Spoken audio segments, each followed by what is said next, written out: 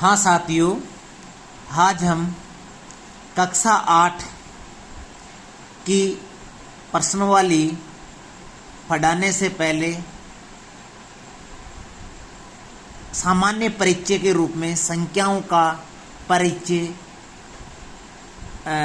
Teach करवाते हैं, पढ़ाते हैं आपको कि संख्याएं कितने प्रकार की होती है, संख्याओं में किस किस का भाग जाता है, या कौन सी संख्या में भाज्य है, कौन सी अभाज्य है, कौन सी संख्या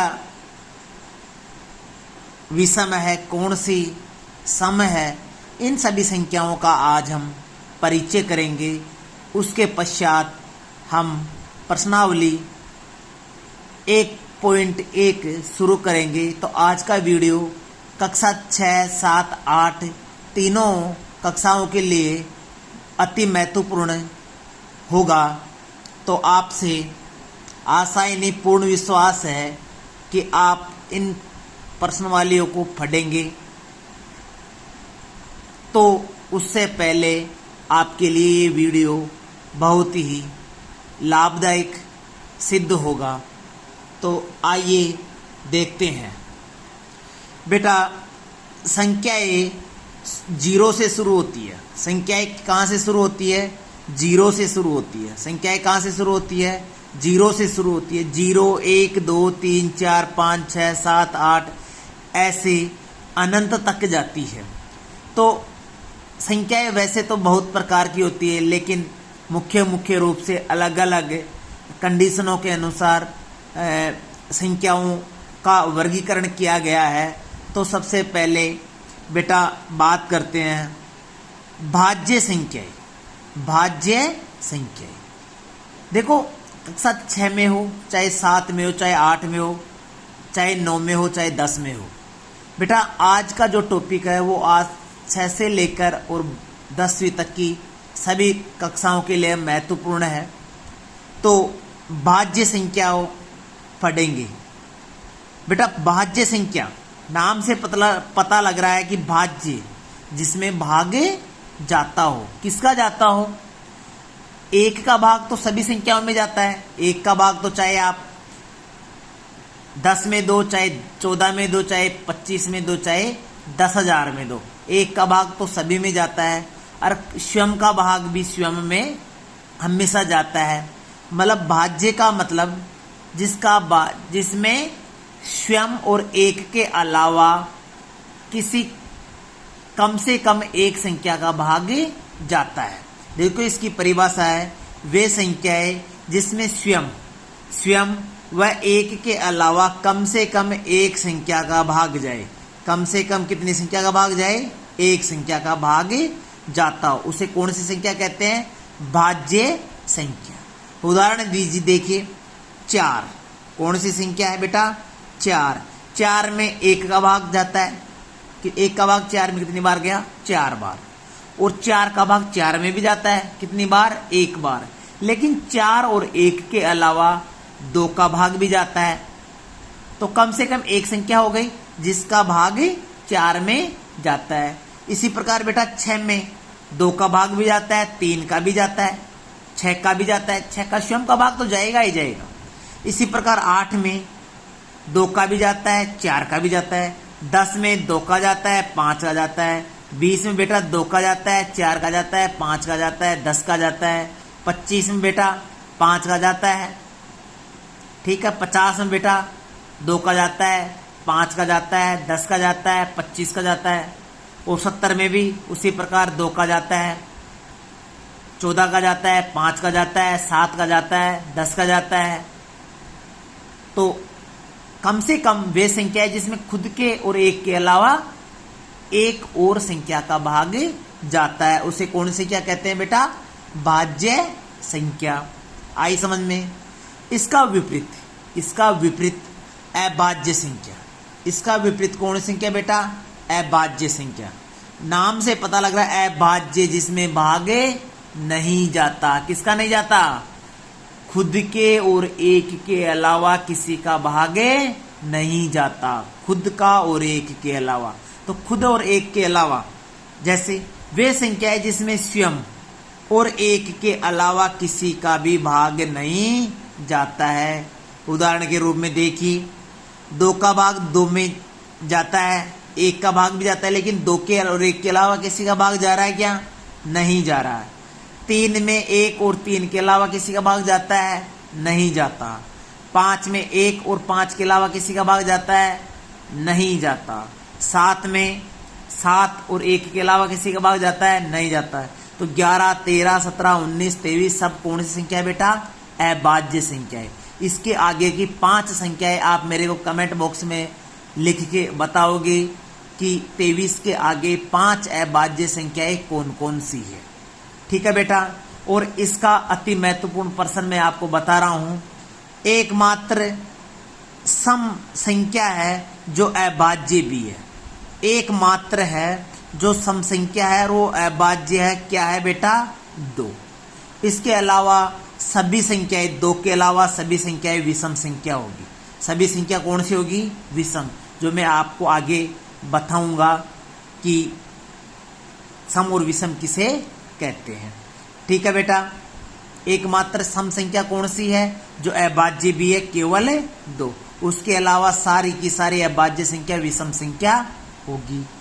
और कई बच्चे कंफ्यूज भी हो जाते हैं कि सर 2 सम संख्या है तो ये तो भाज्य संख्या होगी। नहीं बेटा, इसमें 2 और 1 के अलावा किसी का भाग नहीं जाता। बेटा बात करते हैं तीसरी सम संख्याओं की। कौन संख्याओं की? सम संख्याओं की, जो अभी बात चली रही थी सम संख्याओं की। वे संख्याएं, सम संख्या वे संख्याएं जिसमें इकाइकांक, वे संख्याएं जिसमें इकाइकांक 0 या 2 या 4, 6, 8 इनमें से कोई भी हो। वे संख्याएं जिसमें इकाई के अंक में या तो 0 हो, 2, 4, 6, 8 इनमें से कोई भी एक अंक हो उसे सम संख्या कहते हैं। उदाहरण के लिए 26 में इकाई का अंक कितना है बेटा? 6। तो कौन सी संख्या हो गई? सम संख्या। बेटा 30 में इकाई का अंक कितना है? 0। तो कौन सी संख्या हो गई बेटा? सम संख्या। बेटा 76 में इकाई का अंक कितना है? 6। तो कौन सी संख्या हो गई? सम संख्या। वेरी गुड, आई समझ में। मैं बात करूं बेटा 108 में इकाई का अंक कितना है? 8। तो कौन सी संख्या हो गई? सम संख्या। इसी प्रकार बेटा बात करें विषम संख्याओं की। वे संख्याएं यानी कि सम संख्या नहीं है, वो कौन सी होगी? विषम। देखो विलोम शब्द है, जो संख्याएं हम आज बात करेंगे वो एक दूसरे का विलोम है शब्द। जैसे भाज्य संख्या अभाज्य की विलोम है, सम संख्या विषम संख्या की विलोम है, परिमेय संख्या अपरिमेय संख्या की विलोम है। तो बहुत सा ये संख्याएं विलोम है एक दूसरे की। बेटा परिमेय संख्या विषम संख्या वे संख्याएं जो सम नहीं है, वे संख्याएं जो समय नहीं है। उदाहरण के लिए या तो आप कक्षा में मैं कहूं लड़के खड़े होंगे तो इसका मतलब लड़कियां बैठे रहेगी, इसका मतलब लड़कियां क्या करेगी? बैठे रहेगी। और मैं कहूं लड़कियां खड़ी होगी तो लड़के क्या करेंगे? बैठे रहेंगे। तो इसी प्रकार जो सम है वो विषम नहीं है, जो विषम है वो सम नहीं है। तो विषम की बात कर रहे हैं वे संख्याएं जिसमें इकाइकांक क्या क्या होना चाहिए? 1, 3, 5, 7, 9 वे संख्याएं विषम होगी। उदाहरण के लिए 23 में इकाइकांक कितना है? 3। तो कौन सी हो गई? विषम। 37 में इकाइकांक कितना है? 7। कौन सी हो गई? विषम। 49 में इकाइकांक कितना है? 9। तो कौन सी हो गई? विषम संख्या। ठीक है बेटा, ये हमने सम और विषम में पढ़ा। बेटा बात करेंगे परिमेय संख्याओं की। कौन सी संख्याओं की? परिमेय संख्या की। वैसे मैंने कक्षा 10 का जो वीडियो बना रखा है उसमें परिमेय संख्या है, और ये परिमेय संख्या आपको थोड़े मोटे तौर पे बता रहा हूँ मैं। ये कक्षा 9 का और 10 का टॉपिक है, लेकिन मैं आपको समझा रहा हूँ। परिमेय संख्या और अपरिमेय संख्या 2 प्रकार की होती है। जो परिमेय है वो अपरिमेय नहीं है, जो अपरिमेय है वो परिमेय नहीं है। वे सभी संख्याएं जिन्हें P/Q के रूप में लिखा जाए, जो P/Q के रूप में लिखा जाए, और क्यू का मान क्या नहीं होना चाहिए, 0। मतलब अंश और हर हो, जिसका अंश और हर हो, लेकिन हर में क्या नहीं होना चाहिए, 0 लिखा जाए, उसे परिमेय संख्या कहते हैं। उसे कौन सी संख्या कहते हैं, परिमेय। उदाहरण के लिए एग्जाम्पल 3/4, पी का मान 3 है और क्यू का मान कितना है बेटा, 4, और क्यू का मान 0 भी नहीं है। 2/5, 2/5, तो 2 अंश और 5 हर, और हर में मान 0 भी नहीं है। रूट 4, और रूट का मतलब वर्गमूल, और 4 का वर्गमूल कितना होता है, 2, और 2 के नीचे हम हर लगा सकते हैं कितना, 1, क्योंकि 1 तो हमें लगा सकते हैं, तो 2/1 अंश और हर, अंश बटा हर, परिमेय संख्या। 15 है, 15 को अपन के नीचे क्या लगा सकते हैं, 1, तो 15/1 अंश बटा हर, पी बटा क्यू, और क्यू का मान 0 भी नहीं है। इसी प्रकार बेटा पॉइंट में 7.3, 7.3, अब 7.3 है बेटा, पॉइंटों में आ गई, तो पॉइंट को उठाने के लिए बेटा पॉइंट के बटे में क्या लगाते हैं, जितने पॉइंट के दाईं तरफ अंक होते हैं उतने ही अंकों को गिनकर और 1 के आगे 0 लगा देते हैं बटे में। तो बेटा पॉइंट हटाया तो 73, 73 हो गया, और बटे में कितना हो गया, 10, 73/10, और अंश बटा हर, और हर का मान 0 भी नहीं है। उसी प्रकार 0.37, 0.37, पॉइंट को उठाएंगे तो 37 और बटा 100, तो बेटा हर का मान तो है 100 और अंश का मान है 37, तो ये भी P बटे Q के रूप में, ठीक है बेटा। अब बात करेंगे बेटा अपरिमेय संख्याओं की। वे संख्याएं जो P बटे Q के रूप में नहीं लिखा जा सकता है, कहने का मतलब जो अंश बटा हर नहीं है, जैसे समस्त वर्गमूल की संख्याएं, समस्त वर्गमूल की संख्याएं, जैसे √2, √3, √4 नहीं है। √4 इसलिए नहीं है क्योंकि √4 का वर्गमूल हमें पता है कितना होता है, 2 होता है, तो √2, √3, बात करें √5, √7, ये। इसके अलावा बेटा पाई, इसके अलावा क्या है, पाई, ठीक है, क्योंकि पाई का मान एक्चुअल वैल्यू 3.14 ... इसका अंति नहीं आता, इसलिए ये अपरिमेय संख्या है। या फिर ऐसी कोई संख्या जैसे 2.1515 ... जिसका अंति नहीं है, बार बार आ रही है, ये भी कौन संख्या है बेटा, अपरिमेय। कौन संख्या है, अपरिमेय, ठीक है बेटा। बात करेंगे हम भाजकता के नियम। भाजकता का मतलब है कौन सी संख्या में किस किस संख्या का भाग जाता है, कौन सी संख्या में किस किस संख्या का भाग जाता है, वो भाजकता का नियम है, जो आपकी कक्षा 6 से लेकर और कक्षा 10 प्रत्येक कक्षा में ये बहुत ही महत्वपूर्ण आने वाली टॉपिक है, भाजकता का नियम। सबसे पहले बेटा 2 का भाग किस किस में जाता है, 2 से विभाजन का नियम, 2 से भाजकता का नियम कह दो, चाहे 2 से विभाजन का नियम है कह दो, यानी कि 2 का भाग किस किस संख्या में जाता है, क्या शर्त है इसकी, क्या कंडीशन है। यदि किसी की संख्या यदि किसी संख्या का इकाई अंक 0, 2 इकाई अंक 0, 2, 4, 6, 8 में से कोई हो तो वे सभी संख्याएं में 2 का भाग पूरा जाएगा। शर्त क्या है, वे संख्या जिसमें इकाई का अंक, केवल किसका अंक है, इकाई के अंक में बेटा 0 हो, 2 हो, 4 हो, 6 और 8 हो, इनमें से है तो वो किसका भाग जाएगा, उसमें 2 का भाग पूरा जाएगा। उदाहरण देखिए 426 में इकाई का अंक कितना है बेटा, 6, और 6 इन 2 0 2 4 6 8 में से है, तो इसलिए 2 का भाग इसमें जाएगा। 8154 है बेटा, इकाई का अंक कितना है, 4, तो इसका मतलब 8154 में 2 का भाग पूरा जाएगी।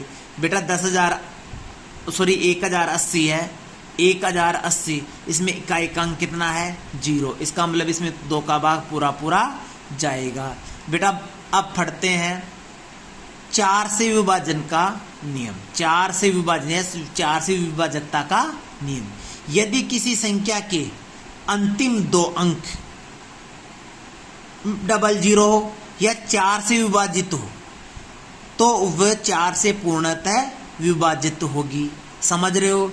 यदि कोई संख्या है, यदि किसी संख्या के अंतिम 2 अंक, अंतिम 2 का मतलब इकाई का अंक और दहाई का अंक यदि डबल जीरो हो, 0 हो, या दोनों अंक, अंतिम दोनों अंक 4 से विभाजित हो या 4 से भाग जाता हो तो उस संपूर्ण संख्या में 4 का भाग जाएगा। उदाहरण के लिए 38,284, 38,284, तो अंतिम 2 अंक कितने हैं बेटा? 84। कितने अंक है? 84। 84 में बेटा 4 का भाग पूरा पूरा जाता है। 4 का भाग 8 में कितनी बार गया? 2 बार। और 4 का भाग 4 में 1 बार, मतलब 84 में कितनी बार गया? 21 बार। तो इस पूरी संख्या में 4 का भाग जाएगा। इसी प्रकार बेटा 1900, 1900 में बेटा इकाई और दहाई यानी कि अंतिम दोनों अंक क्या है? डबल जीरो है, 0 है, इसलिए किसका भाग जाएगा? 4 का भाग पूरा पूरा जाएगा। इसी प्रकार बेटा 72,456 है या 72,496 है, इसमें बेटा इकाई और दहाई अंतिम दोनों अंक 96 है। 96 में 4 का भाग देते हैं, 4 का भाग 9 में 4 दूनी 8, 1 बचा, 1 यहाँ लगा दिया 16 और 4 चौके 16, कितनी बार गया? 96 में 24 बार। तो इस 72,496 में बेटा किसका भाग जाएगा? 4 का भाग पूरा पूरा जाएगा। बात करो बेटा 2303, क्या इसमें 4 का भाग जाएगा? तो इकाई और दहाई, इकाई और दहाई अंतिम 2 अंक देखेंगे 0 और 3, मतलब 3 में 4 का भाग जा रहा है क्या? नहीं, तो इसमें भाग नहीं जाएगा। ठीक है बेटा। देखो 8 से विभाजन का नियम। 8 से विभाजन का क्या नियम? यदि किसी संख्या के अंतिम 3 अंक, अंतिम 3 अंक कितने हो? 000, 000 का मतलब 3 बार 0, 3 बार 0 हो, या तीनों अंक इकाई, दहाई और सैकड़ा के 8 से विभाजित हो तो 8 से भाग जाता तो वो पूरी संख्या में किसका भाग जाएगा? 8 का भाग जाएगा। उदाहरण के लिए इकाई, दहाई, सैकड़ा, हजार, 10,000, लाख, 2,63,848 में लास्ट के 3 अंक 1, 2 और 3, 3 अंक ले लिए। तीनों अंकों में 8 का भाग जा रहा है क्या? देखेंगे 8 का भाग 8 में 1 बार, शेषफल 0, 4 में जाता नहीं है। अगली संख्या 8 और ले ली 48, 8 छक्की 48, 16 बार जा रहा है इस 848 में, तो 2,63,848 में भी 8 का भाग जाएगा। इसी प्रकार 7,12,872 है, लास्ट के 3 डिजिट, 3 अंक 1, 2 और 3, 872 में बेटा 8 का भाग पूरा पूरा जा रहा है। 8 ही कम है 8, 7 में जाता नहीं, 2 और ले लिया 72 हो गए, 8 नाम 72, 1 और 9, 19 बार,